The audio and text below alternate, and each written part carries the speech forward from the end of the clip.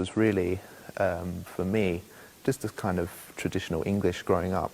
I came from like a Christian family, but not a strict Christian family. My mum and dad were divorced from a young age. So really, growing up, I had nothing particularly special, but really just a traditional English background. Really, when I started reaching secondary school age, that was really when I started to experience new cultures, new experiences. And one of the more common cultures that was in Enfield at the time was like a sort of Indian Pakistani mix of Islam culture that obviously was quite sort of common in the area as well. And as I sort of went through secondary school, I started building friendships and relationships with like different cultures, and a lot of them were Muslim. So that's when I really started to build up a kind of connection and a sort of better understanding with Islam. But really growing up in Enfield, coming from an traditional English background, my parents are both English, my grandparents on both sides are English, and as far as I know, going back and back and back, it's all pretty much English. So really, it started off I was out with a lot of friends, usually, like drinking, unfortunately, and doing things which is quite common in this culture, in this country at the moment, unfortunately. But when I started reaching the age of around 15 or 16, the friends which I built up through secondary school, who I've become very close with by this time, many of them being Muslim, that's when I really started to get a deeper understanding of the religion and what it was all about. And from early on, I was always extremely interested in Islam and Muslims in general, you know, what they did, why they did it, because there was so much passion of the path of the Ahlul Bayt. Well, for the first year after I reverted, I wasn't quite sure what particular path I was on. I wasn't sure whether to pray like this, hands down, anything like that. I had Sunni friends and I also had Shia friends.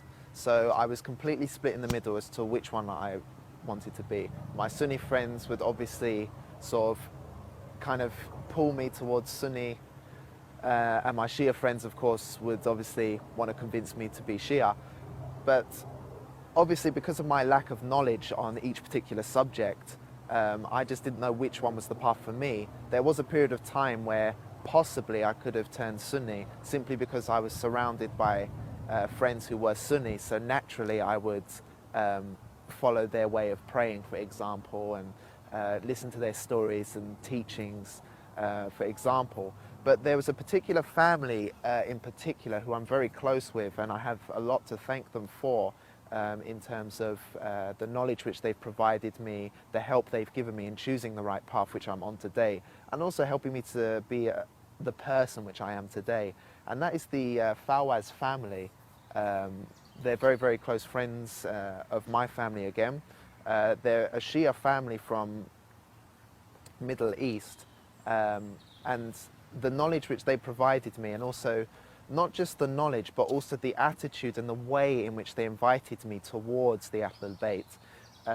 Many of my Sunni brothers, unfortunately, the way they would try to bring me towards their way of thinking would be to kind of highlight negative points about Shiaism,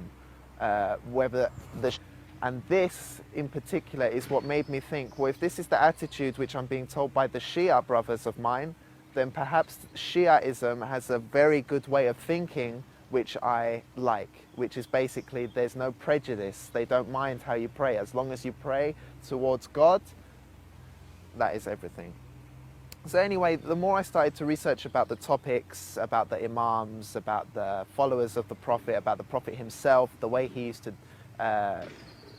pray, things like this, and issues, beliefs, topics, stories, everything, eventually I came to the realization that Shiaism and the way in which they follow the Imams after the Prophet, and the Imams themselves, were such inspirational people in their time. Even to this day, their sayings, their stories, and what they stood for still stands in the modern day. The way that they stood up against injustice, the way that they fought for the weaker people in society at the time.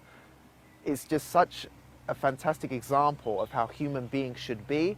How can I follow anyone else except the Ahlul Bayt, who are by far, in my entire life, I've never seen a more perfect example of how a family, how people should be in life, not just religiously, but also in society, the way that they act to people and the way that they are with everybody on this planet.